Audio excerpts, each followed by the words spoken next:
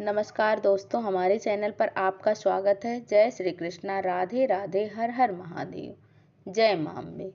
आप सबको नवरात्रि की हार्दिक शुभकामनाएं। आप सब पर माता रानी की असीम कृपा बनी रहे। आज हम आपको सप्तशती पाठ का 9वां अध्याय एवं 10वां अध्याय सुनाएंगे। तो आइए सुनते हैं 9वां अध्याय। देवी एवं मार्त गणों का शुंभ निशुंभ से घोर युद्ध तथा निशुंभ का वध। राजा ने कहा, ऋषिराज, आपने रक्त बीज के वध से संबंध रखने वाला भगवती देवी का विचित्र चरित्र मुझे कह सुनाया। अब मैं रक्त बीज के मरने के पश्चात क्रोध में भरे हुए शुंभ व निशुंभ ने जो कर्म किया वह सुनना चाहता हूँ। महर्षि मेघा ने कहा, हे राजन, रक्त बीज के मारे जाने पर शुंभ और निशुंभ को बहुत क्रोध आया तथा अपनी बहुत बड़ी सेना का इस प्रकार सर्वनाश होता देख निशुंभ देवी पर आक्रमण करने के लिए दौड़ा। उसके साथ आगे पीछे दाएं बाएं बहुत से बड़े बड़े असुर भी दांत कटकटाते हुए देवी को मारने के लिए दौड़े।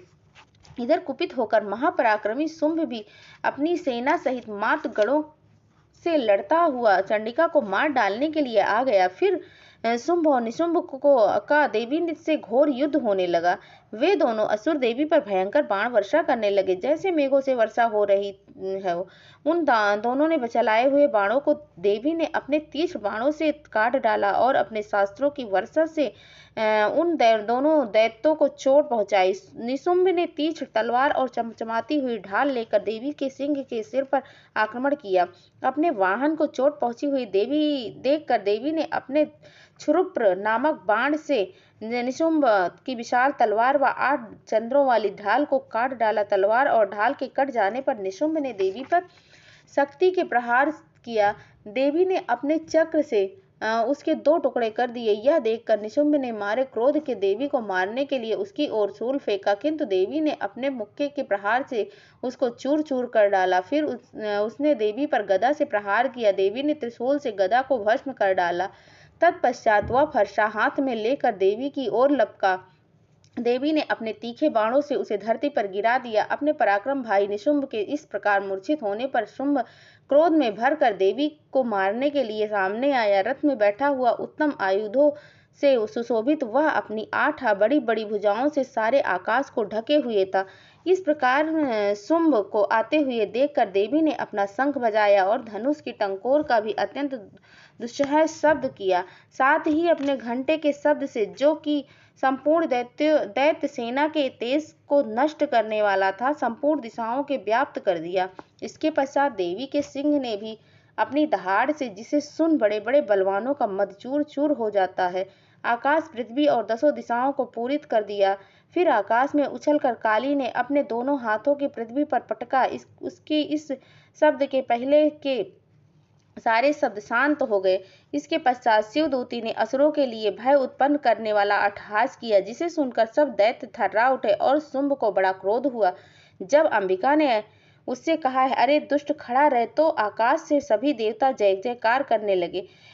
शुंभ ने आगे जाकर ज्वालाओं से युक्त अग्नि बरसाती हुई अत्यंत भयंकर शक्ति छोड़ी, जिसे आते हुए देखकर देवी ने अपनी महोल्का नामक शक्ति से काट डाला। हे राजन, फिर शुंभ ने सिंहनाद किया, जिससे तीनों लोग व्याप्त हो गया और उसकी प्रतिध्वनि से ऐसा घोर शब्द हुआ कि इससे पहले के शब्द परास्त हो गए। शुंभ के छोड़े बाणों को देवी ने और देवी के छोड़े बाणों को शुंभ ने अपने तीव्र बाणों से काट दिया। काट कर सैकड़ों हजार टुकड़े कर दिए। इसके पश्चात जब चंडिका ने क्रोध में भरकर शुंभ को त्रिशूल से मारा तो उसके लगते ही वह मूर्छित हो गया, पृथ्वी पर गिर गया। इतने में निशुंभ चैतन्य होकर वहां धनुष लेकर आया और बाणों से देवी काली तथा सिंह पर घोर प्रहार किया। फिर उस राक्षस ने 10,000 भुजाएं धारण करके चक्रादि आयुधों से देवी को आच्छादित कर दिया। तब भगवती दुर्गा ने कुपित होकर अपने बाणों से उन चक्रों तथा बाणों को काट डाला। यह देखकर निशुंभ हाथ में गदा लेकर चंडिका को मारने के लिए दौड़ा। उसके आते ही देवी ने तीक्ष्ण बाण वाले खड्ग से उसकी गदा को काट दिया और उसने फिर त्रिशूल हाथ में ले लिया। देवताओं को दुखी करने वाले निशुंभ को त्रिशूल हाथ में लिए हुए आता देखकर चंडिका ने बड़े वेग से अपने शूल से प्रहार करके उसकी छाती को बींध डाला। छाती के विदीर्ण होने पर उससे एक जैसा ही महापराक्रमी दैत्य ठहर जा कहता हुआ निकला। उसे देखकर देवी बड़े जोर से हठहास करके हंसी। अभी वह पूर्णतः निकलने ही ना पाया था कि उसका सिर देवी ने अपनी तलवार से काट डाला। सिर के कटने के बाद भी वह पृथ्वी पर गिर पड़ा। तदंतर सिंह दहाड़ दहाड़ कर असुरों को भक्षण करने लगा और काली तथा शिवदूती भी राक्षसों का रक्त पीने लगी। कौमारी की शक्ति से कितने ही महादैत्य नष्ट हो गए। ब्रह्मांडी के कमंडलू के जल से छिड़कने पर कितने ही असुर तेजोहित होकर अनेकों दैत्य महेश्वरी के त्रिशूल से विदीर्ण होकर पृथ्वी पर गिर पड़े और कितने ही बाराही के प्रहार से छिन्न भिन्न होकर धराशायी हो गए। वैष्णवी ने भी अपने चक्र से बड़े बड़े महापराक्रमियों का कचूमन निकालकर यमलोक भेज दिया और ऐन्द्री के वज्र से कितने ही महाबली राक्षस टुकड़े टुकड़े हो गए।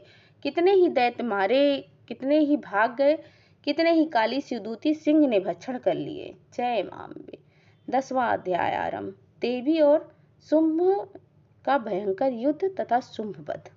महर्षि मेघा ने कहा, हे राजन, अपने प्यारे भाई को मरा हुआ तथा सेना को नष्ट होते देखकर क्रोध में भरकर दैत्यराज शुंभ कहने लगा, अरे दुष्ट दुर्गे, तू बल के अहंकार से गर्व मत कर। अरे अभिमानिनी, तू अन्य स्त्रियों के बल पर लड़ रही है। देवी ने कहा, अरे दुष्ट, देख, मैं अकेली ही हूँ। इस संसार में मेरे सिवा दूसरा कोई नहीं है। यह सब मेरी विभूतियां हैं। देख, सबकी सब मुझमें ही प्रविष्ट हो रही हैं। इतना कहते ही ब्रह्मांडी आदि सब शक्तियां उस देवी के शरीर में लीन हो गई और अकेली अंबिका ही देवी ही रह गई।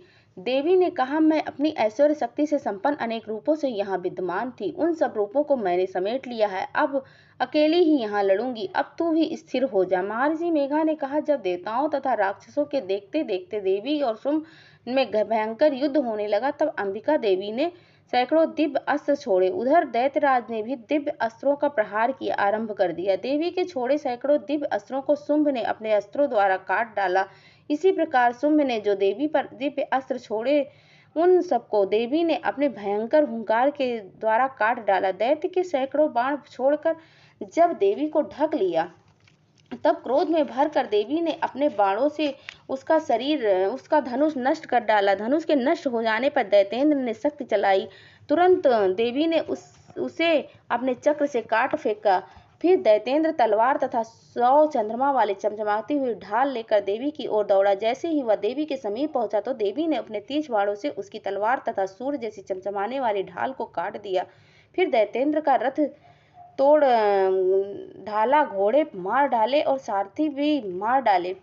तब वह भयंकर मुदगर लेकर देवी पर आक्रमण करने के लिए चला, किंतु देवी ने अपनी 30 बाणों से उसके मुदगर को भी काट दिया। इस पर क्रोधित हुए दैत्य ने दौड़कर देवी की छाती में बड़े जोर से एक मुक्का मारा। दैत्य ने जब देवी को मुक्का मारा तो देवी ने भी उसकी छाती में जोर से एक थप्पड़ मारा। थप्पड़ खाते ही दैत्य पृथ्वी पर गिर पड़ा, किंतु तुरंत ही वह उठ खड़ा हुआ। फिर वह देवी को पकड़कर आकाश में स्थित हो गया और वहां आकाश में भी दोनों में घोर युद्ध होने लगा। यह युद्ध ऋषियों और देवताओं आश्चर्य में डालने वाला था। देवी आकाश में दैत्य के साथ बहुत देर तक युद्ध करती रही।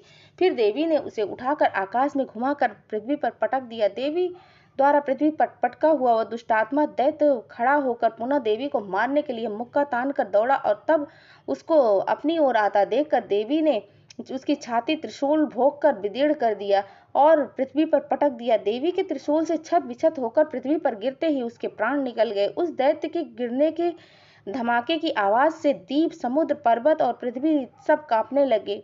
उस दुष्टात्मा के मरते ही संपूर्ण जगत प्रसन्न व स्वस्थ हो गया। आकाश निर्मल हो गया। पहले जो उत्पात सूचक मेघ और उल्कापात होते थे, वे सब शांत हो गए। उसके मारे जाने पर नदियां अपने आप ठीक मार्ग से बहने लगी। संपूर्ण देवताओं का हृदय हर्ष से भर गया। गंधर्वनियां सुंदर गान करने लगी, गंधर्व बाजे बजाने लगे और अप्सराएं नाचने लगी। पवित्र वायु बहने लगी, सूर्य की कांति स्वच्छ हो गई, यज्ञशालाएं भी बुझी, अग्नि एवं प्रज्वलित हो गई और चारों दिशाओं में शांति फैल गई। जय मां अम्बे। धन्यवाद।